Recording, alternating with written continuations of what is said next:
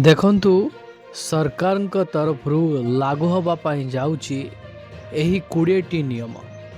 ଏହି 20ଟି ନିୟମ କେଉଁ ଯୋଜନାରେ ଲାଗୁ ହେବ, କେଉଁ କେଉଁ ସେକ୍ଟରରେ ଆପଣମାନଙ୍କର ଲାଗୁ ହେବା ପାଇଁ ଯାଉଛି, ଏହି ନିୟମ ଗୁଡ଼ିକ ଲାଗୁ ହେଲେ ଆପଣମାନଙ୍କର କ୍ଷତି ହେବ ନା ଲାଭ ହେବ, କ'ଣ ରହିଛି ଏହି ନିୟମ ଗୁଡ଼ିକ, ଏହି ନିୟମ ଗୁଡ଼ିକ କାହିଁକି ଲାଗୁ କରାଯିବ, କାହା ପାଇଁ ଲାଗୁ କରାଯିବ, କେଉଁ ଯୋଜନାରେ ଲାଗୁ କରାଯିବ, ସରକାରଙ୍କ ତରଫରୁ ଏହି ନିୟମ ଗୁଡ଼ିକ କାହିଁକି ଅଣାଗଲା, ସମ୍ପୂର୍ଣ୍ଣ ସୂଚନା ଏହି ଭିଡ଼ିଓ ମାଧ୍ୟମରେ ମୁଁ ଆପଣମାନଙ୍କୁ ଗୋଟି ଗୋଟି କରି ଜଣାଇଦେବି।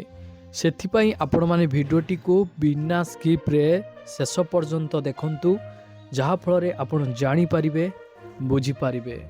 ଭିଡ଼ିଓଟିକୁ ଆରମ୍ଭ କରିବା ପୂର୍ବରୁ ଆପଣମାନଙ୍କୁ କହି ରଖିବି, ଚ୍ୟାନେଲରେ ଯଦି ନୂଆ କରି ଆପଣ ଭିଡ଼ିଓଟି ଦେଖୁଥାନ୍ତି, ଏପର୍ଯ୍ୟନ୍ତ ଆପଣ ଚ୍ୟାନେଲକୁ ସବସ୍କ୍ରାଇବ୍ କରିନାହାନ୍ତି, ତାହେଲେ ଆପଣ ଚ୍ୟାନେଲକୁ ସବସ୍କ୍ରାଇବ୍ କରି ପାଖରେ ଥିବା ଘଣ୍ଟି ଚିହ୍ନକୁ ଦବାଇ ଦିଅନ୍ତୁ ଏବଂ ଭିଡ଼ିଓକୁ ଗୋଟେ ଲାଇକ୍ କରିବାକୁ ଜମା ବି ଭୁଲିବେନି। କାରଣ ସରକାରଙ୍କ ତରଫରୁ ଯେଉଁ ସବୁ ନୂଆ ଯୋଜନା ଗୁଡ଼ିକ ଆସିବ, ସେହି ଯୋଜନା ଗୁଡ଼ିକ ବିଷୟରେ ଏବଂ ଯେଉଁ ଯୋଜନା ଗୁଡ଼ିକରେ ଆପଣମାନେ ସାମିଲ ହୋଇଛନ୍ତି, ସେହି ଯୋଜନା ଗୁଡ଼ିକର ନୂଆ ଅପଡ଼େଟ୍ ଏବଂ ଆବେଦନ ପ୍ରକ୍ରିୟା କେମିତି କ'ଣ, ସମ୍ପୂର୍ଣ୍ଣ ସୂଚନା ଏହି ଚ୍ୟାନେଲ ମାଧ୍ୟମରୁ ହିଁ ଆପଣ ଜାଣିବାକୁ ପାଇବେ। ପ୍ରଥମତଃ ଦେଖନ୍ତୁ, ଯେତିକି ଜମି ଆପଣମାନଙ୍କର ରହିଛି ସେହି ଅନୁସାରେ ଆପଣମାନଙ୍କୁ ସେତିକି ସାର ମିଳିବ। ୟୁରିଆ ସାରର ବହୁତ ଅଭାବ ମଧ୍ୟ ଏହି ବର୍ଷ ପରିଲକ୍ଷିତ ହୋଇଥିଲା। ଚାଷୀ ଭାଇମାନେ ଅନେକ ସାରା ସମସ୍ୟାର ମଧ୍ୟ ସମ୍ମୁଖୀନ ହୋଇଥିଲେ ଏହି ସାରର ଅଭାବକୁ ନେଇ। ସରକାରଙ୍କ ଦ୍ୱାରା ଏହି ବ୍ୟବସ୍ଥା ଚାଷୀ ଭାଇମାନଙ୍କୁ ସନ୍ତୁଷ୍ଟି ପ୍ରଦାନ କରିବ। ଆପଣ ସମସ୍ତେ ଜାଣିଥିବେ, ସୋସାଇଟିରୁ ହିଁ ସାର ମିଳିଥାଏ। ଏହି ସାରର ଅଭାବ ରହିବନି। ଆପଣମାନଙ୍କର ଯେତିକି ଜମି ଥିବ ସେହି ଅନୁସାରେ ଆପଣମାନଙ୍କୁ ସାର ମିଳିବ। ଦେଖନ୍ତୁ, ପୂର୍ବ ଭିଡ଼ିଓରେ ମୁଁ ଆପଣମାନଙ୍କୁ ଜଣେଇଛି ମଧ୍ୟ ରାସନ କାର୍ଡ଼ରେ କେଉଁ କେଉଁ ନିୟମ ସବୁ ଲାଗୁ ହୋଇଥିଲା। ତ ବର୍ତ୍ତମାନ ଦେଖନ୍ତୁ, ଯେଉଁମାନେ ରାସନ କାର୍ଡ଼ରେ ଏପର୍ଯ୍ୟନ୍ତ EKYC କରିନାହାନ୍ତି, ସେମାନଙ୍କ ପାଇଁ ଶେଷ ସୁଯୋଗ ମଧ୍ୟ ରହିଛି। ସେମାନେ EKYC କରେଇ ନିଅନ୍ତୁ ଡିସେମ୍ବର 31 ତାରିଖ ସୁଦ୍ଧା, ଯାହାଫଳରେ ଆପଣମାନେ ରାସନ କାର୍ଡ଼ରୁ ରାସନ ସାମଗ୍ରୀ ପ୍ରତ୍ୟେକ ମାସ ଆଣିପାରିବେ, ନହେଲେ ଆପଣମାନଙ୍କର ରାସନ କାର୍ଡ଼ ବାତିଲ ହୋଇଯିବ। ସରକାର ମଧ୍ୟ ଘୋଷଣା କରିଛନ୍ତି ଏମିତି 16 ଲକ୍ଷ ହିତାଧିକାରୀ ରହିଛନ୍ତି, ସେମାନେ EKYC ଏପର୍ଯ୍ୟନ୍ତ କରିନାହାନ୍ତି। ତା ସହିତ 15 ଲକ୍ଷ ନୂଆ ରାସନ କାର୍ଡ଼ ବିତରଣ କରାଯିବ, ଯାହା ରାଜ୍ୟ ସରକାରଙ୍କ ତରଫରୁ ବଡ଼ ଘୋଷଣା ଜାରି କରାଯାଇଛି। ଯୋଗାଣ ମନ୍ତ୍ରୀ କୃଷ୍ଣଚନ୍ଦ୍ର ପାତ୍ର ଏହା ମଧ୍ୟ କହିଛନ୍ତି, ନୂଆ ବର୍ଷରେ 15 ଲକ୍ଷ ଯୋଗ୍ୟ ବିବେଚିତ ହିତାଧିକାରୀଙ୍କୁ ରାସନ କାର୍ଡ଼ ବଣ୍ଟନ କରାଯିବ। ନୂଆବର୍ଷ ପାଖରୁ ରାସନ କାର୍ଡ଼ରେ ଯେକୌଣସି କାର୍ଯ୍ୟ ଅନଲାଇନ୍ ମାଧ୍ୟମରେ କରାଯିବ। ପ୍ରତ୍ୟେକ ରାଜ୍ୟରେ ଅନଲାଇନ୍ ମାଧ୍ୟମରେ ରାସନ କାର୍ଡ଼ରେ ରାସନ ମେମ୍ବର ଏଡ୍ କରିବା, ରାସନରୁ ମେମ୍ବରକୁ ହଟେଇବା, ରାସନ କାର୍ଡ଼ରେ କିଛି ପରିବର୍ତ୍ତନ କରିବା, ଏ ସମସ୍ତ ପ୍ରକ୍ରିୟା ଅନଲାଇନ୍ ମାଧ୍ୟମରେ କରାଯାଉଛି। ଆପଣ ମଧ୍ୟ ମୋବାଇଲ ଆପ୍ ମଧ୍ୟ ରହିଛି, ମେରି ରାସନ ଯେଉଁ ରହିଛି, ସେହି ଆପ୍ ମାଧ୍ୟମରେ ମଧ୍ୟ ଆପଣ ଘରେ ବସି ଏସବୁ ପ୍ରକ୍ରିୟା ସମ୍ପାଦନ କରିପାରିବେ, ଯାହା ନୂଆ ବର୍ଷ ପାଖରୁ ମଧ୍ୟ ଲାଗୁ କରାଯିବ। 3 ନମ୍ବରରେ ଆପଣମାନଙ୍କର ରହିଛି ଅଷ୍ଟମ ବେତନ ଲାଗୁ ହେବ ଜାନୁଆରୀ 1, 2026ରେ। ଯେଉଁମାନେ କେନ୍ଦ୍ରୀୟ କର୍ମଚାରୀ ରହିଛନ୍ତି, ସେମାନଙ୍କ ଦରମାରେ 20%ରୁ 35% ପର୍ଯ୍ୟନ୍ତ ଦରମା ବୃଦ୍ଧି କରାଯିବ। ଉପକୃତ ହେବା ପାଇଁ ଯାଉଛନ୍ତି 50 ଲକ୍ଷ କର୍ମଚାରୀ, ତା ସହିତ 69 ଲକ୍ଷ ପେନ୍ସନଧାରୀ। ଦେଖନ୍ତୁ, ଫ୍ଲିପକାର୍ଟରେ ବଢ଼ିଆ ଶାଢ଼ୀ ରହିଛି, କମ୍ ଡିସ୍କାଉଣ୍ଟରେ ଆପଣ ପାଇପାରିବେ।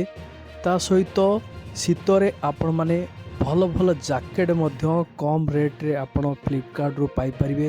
ଯେମିତିକା ଆପଣମାନଙ୍କର ଶୀତ କ୍ୟାପ୍ ରହିଛି, ଗ୍ଲୋଭ୍ସ ରହିଛି ଏବଂ ଜ୍ୟାକେଟ୍ ଆପଣ ଦେଖିବାକୁ ପାଉଥିବେ। ଏବଂ ଆପଣ ସ୍ମାର୍ଟ ୱାଚ୍ ମଧ୍ୟ ବହୁତ କମ୍ ରେଟ୍ରେ ପାଇପାରିବେ, ଏହି ଫ୍ଲିପକାର୍ଟରେ ଆଭେଲେବଲ୍ ରହିଛି। ଭିଡ଼ିଓ ଟ୍ୟାଗ୍ରେ ମଧ୍ୟ ରହିଛି, ଆପଣ ଚେକ୍ କରି ଆପଣମାନଙ୍କର ମନପସନ୍ଦର ପ୍ରଡ଼କ୍ଟ ଆପଣ ଅର୍ଡ଼ର କରିପାରିବେ। 4 ନମ୍ବରରେ ଜନଗଣନା ଆରମ୍ଭ ହେବ। ପ୍ରଥମ ପର୍ଯ୍ୟାୟ ଜନଗଣନା ଆପଣମାନଙ୍କର 2026ରେ ଏପ୍ରିଲରୁ ସେପ୍ଟେମ୍ବର ମାସ ପର୍ଯ୍ୟନ୍ତ ଚାଲିବ। ଦ୍ୱିତୀୟ ପର୍ଯ୍ୟାୟ ଜନଗଣନା ଆପଣମାନଙ୍କର ଫେବୃଆରୀ 2027ରେ ଆରମ୍ଭ ହେବ। ଜନଗଣନାରେ ଆପଣମାନଙ୍କୁ 34ଟି ପ୍ରଶ୍ନ ପଚାରିବେ। ପଞ୍ଚମରେ ଆପଣମାନଙ୍କର ଘର ତିଆରି ଜିନିଷ ଉପରେ ରେଟ୍ ବୃଦ୍ଧି ହେବ। ଦେଖନ୍ତୁ, ଆପଣମାନଙ୍କର ନୂଆ ବର୍ଷ ପାଖରୁ ପ୍ରଧାନମନ୍ତ୍ରୀ ଆବାସ ଯୋଜନାରେ ହିତାଧିକାରୀମାନଙ୍କୁ ଘର ମିଳିବା ପାଇଁ ଯାଉଛି, ଯେଉଁଥିପାଇଁ କମ୍ପାନୀ ଗୁଡ଼ିକ ଘର ତିଆରି ସାମଗ୍ରୀ ଉପରେ ରେଟ୍ ବଢ଼େଇ ଦେବେ। ଯେମିତିକା ଆପଣମାନଙ୍କର ସିମେଣ୍ଟ, ରଡ଼, ବାଲି, ଇଟା ଏସବୁରେ ରେଟ୍ ଆପଣମାନଙ୍କର ବଢ଼ିଯିବ। 6 ନମ୍ବରରେ ଘର ଭଡ଼ା ପାଇଁ ନିୟମ ମଧ୍ୟ ଲାଗୁ କରାଯାଇଛି। ଯେମିତିକା ପ୍ରଥମ ନିୟମଟି ଆପଣମାନଙ୍କର ରହିଛି ରେଣ୍ଟ ଏଗ୍ରିମେଣ୍ଟ, ଲିଖିତ ଚୁକ୍ତିନାମା। ଘର ମାଲିକ ଓ ଭଡ଼ାଟିଆଙ୍କ ମଧ୍ୟରେ ଲିଖିତ ଚୁକ୍ତିନାମା ଗୋଟେ ହେବ, ଯେଉଁଟା ରହିବା ଅନିବାର୍ଯ୍ୟ ମଧ୍ୟ ରହିଛି। 2 ନମ୍ବରରେ ଆପଣମାନଙ୍କର ରହିଛି ସିକ୍ୟୁରିଟି ଡିପୋଜିଟ୍ ସୀମା। ଯଦି ଆପଣମାନେ ନର୍ମାଲି ଭାବରେ ଘରେ ରହିବା ପାଇଁ ଚାହୁଁଛନ୍ତି, କେବଳ 2 ମାସ ପାଇଁ ସିକ୍ୟୁରିଟି ଡିପୋଜିଟ୍ ଦେଇପାରିବେ। ଯଦି ବ୍ୟବସାୟୀ କ୍ଷେତ୍ର ପାଇଁ ଯଦି ଆପଣ କୌଣସି ଘର ଭଡ଼ା ନେଉଛନ୍ତି, ତ ସେଥିରେ ଆପଣ 6 ମାସର ଘର ଭଡ଼ା ଆଡ଼ଭାନ୍ସ ଆକାରରେ ଆପଣ ଦେଇପାରିବେ। ଏହାଠାରୁ ଅଧିକ ମାସର ସିକ୍ୟୁରିଟି ଡିପୋଜିଟ୍ ଘର ମାଲିକମାନେ ଆପଣଙ୍କ ଠାରୁ ନେଇପାରିବେ ନାହିଁ। ଯେମିତିକା ସାଧାରଣ ଘର ଭଡ଼ା ନେଲେ ଆପଣ 2 ମାସର ସିକ୍ୟୁରିଟି ଡିପୋଜିଟ୍ ଦେବେ। ଯଦି କମର୍ସିଆଲ ହିସାବରେ ଆପଣ ଘର ଭଡ଼ା ନେବେ, 6 ମାସର ସିକ୍ୟୁରିଟି ଡିପୋଜିଟ୍ ଆପଣମାନେ ଦେବେ। 3 ନମ୍ବରରେ ଘର ଭିଜିଟ୍। ଦେଖନ୍ତୁ, ଆପଣ ଯେଉଁ ଘରେ ଭଡ଼ାରେ ରହୁଛନ୍ତି, ମାଲିକମାନେ ବେଳେବେଳେ କ'ଣ କରନ୍ତି ନା, ସେଇ ଘରଟିକୁ ଦେଖିବା ପାଇଁ ଆସନ୍ତି। ଏଥର ସେ 24 ଘଣ୍ଟା ପୂର୍ବରୁ ଆପଣମାନଙ୍କୁ ଇନଫର୍ମେସନ୍ କରିବେ। ତାପରେ ଭଡ଼ା ଘରଟି ଯେଉଁ ଦେଇଛନ୍ତି ସେ ଘରଟିକୁ ସେ ବୁଲିବାକୁ ଆସିପାରିବେ। ତାପରେ ଆପଣମାନଙ୍କର ଅତ୍ୟାବଶ୍ୟକ ସେବା। ଯଦି ଘର ମାଲିକ ସହିତ ଭଡ଼ାଟିଆ ମାନଙ୍କର ଝଗଡ଼ା ଝାଣ୍ଟି ହୁଏ କୌଣସି କାରଣରୁ କିମ୍ବା ଘର ଭଡ଼ାକୁ ନେଇ, ତ ସେ କ୍ଷେତ୍ରରେ ଘର ମାଲିକ ଅତ୍ୟାବଶ୍ୟକ ସେବା ଗୁଡ଼ିକକୁ ବନ୍ଦ କରିପାରିବ ନାହିଁ। ଯେମିତିକା ଆପଣମାନଙ୍କର ବିଜୁଳି, ପାଣି, ଅନ୍ୟାନ୍ୟ ଜରୁରୀ ଯେଉଁ ସେବା ଗୁଡ଼ିକ ରହିଛି ସେଗୁଡ଼ିକକୁ ଜମା ବି ବନ୍ଦ କରିବେ ନାହିଁ। ତାପରେ ଆପଣମାନଙ୍କର ଲୋନ୍ ଶସ୍ତା ହୋଇଯିବ, ସୁଧ ଆପଣମାନଙ୍କର କମ୍ ହୋଇଯିବ। ଦେଖନ୍ତୁ, ଲୋନ୍ ଗୁଡ଼ିକ ଆପଣମାନେ କମ୍ ସୁଧରେ ପାଇପାରିବେ। ଯାହାଫଳରେ କ'ଣ ହେବ ନା, ଆପଣ ଯେଉଁ ବ୍ୟାଙ୍କରେ FD କରୁଛନ୍ତି, ସେଇ FD ଗୁଡ଼ାକର ସୁଧ ଆପଣମାନଙ୍କୁ କମ୍ ମିଳିବ।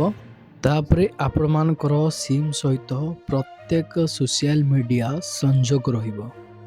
ଯଦି ଆପଣମାନେ ସିମ୍ଟିକୁ କାଢ଼ିଦେବେ, ତାହେଲେ ଆପଣମାନଙ୍କର ସୋସିଆଲ ମିଡ଼ିଆ ପ୍ଲାଟଫର୍ମ ଗୁଡ଼ିକ ବନ୍ଦ ହୋଇଯିବ।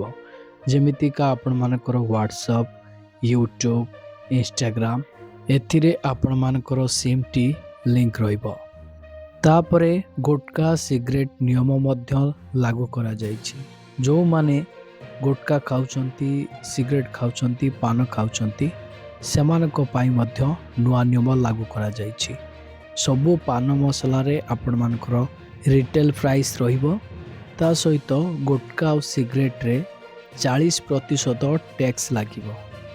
ଯାହାଫଳରେ କ'ଣ ହେବ ନା, ଗୁଟଖା ଆଉ ସିଗାରେଟ୍ର ମୂଲ୍ୟ ଅଧିକ ବଢ଼ିଯିବ। ତାପରେ PM କିଷାନ ଟଙ୍କା ମିଳିବନି ଯଦି ଆପଣମାନେ ଏହି କାର୍ଯ୍ୟଟିକୁ କରିବେନି। ଆପଣମାନଙ୍କର ଫାର୍ମର ID ରହିଛି କମ୍ପଲସରି। ଆପଣମାନେ ଏଗ୍ରିଷ୍ଟାକ୍ ୱେବସାଇଟ୍କୁ ଯାଇ ଯଥାଶୀଘ୍ର କୃଷକ ପଞ୍ଜୀକରଣ ପ୍ରକ୍ରିୟା ସମ୍ପାଦନ କରିନିଅନ୍ତୁ।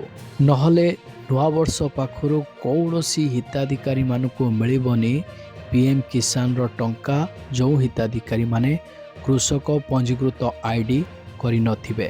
ତାପରେ ଆପଣମାନଙ୍କର ରହିଛି ପ୍ରଧାନମନ୍ତ୍ରୀ ଫସଲ ବୀମା ଯୋଜନାରେ ଖୁସି ଖବର ମଧ୍ୟ ରହିଛି। ଦେଖନ୍ତୁ, କୌଣସି ଜଙ୍ଗଲୀ ଜୀବଜନ୍ତୁ ଆସି ଆପଣମାନଙ୍କ ଫସଲଟିକୁ ନଷ୍ଟ କରିଦେଉଛନ୍ତି, ତାହେଲେ ଆପଣମାନେ ପ୍ରଧାନମନ୍ତ୍ରୀ ଫସଲ ବୀମା ଯୋଜନା ଅଧୀନରେ କ୍ଷତି ରାଶି ଆପଣ ପାଇବେ। ତାପରେ ଆପଣମାନଙ୍କର ନୂଆବର୍ଷ ପାଖରୁ ସୁନାର ମୂଲ୍ୟ ମଧ୍ୟ ଆହୁରି ବଢ଼ିବ, 1.5 ଲକ୍ଷକୁ ଛୁଇଁପାରେ। ତାପରେ ନୂଆବର୍ଷ ପାଖରୁ ଆପଣମାନଙ୍କର LPG ଗ୍ୟାସ୍ରେ ଦର କମିପାରେ।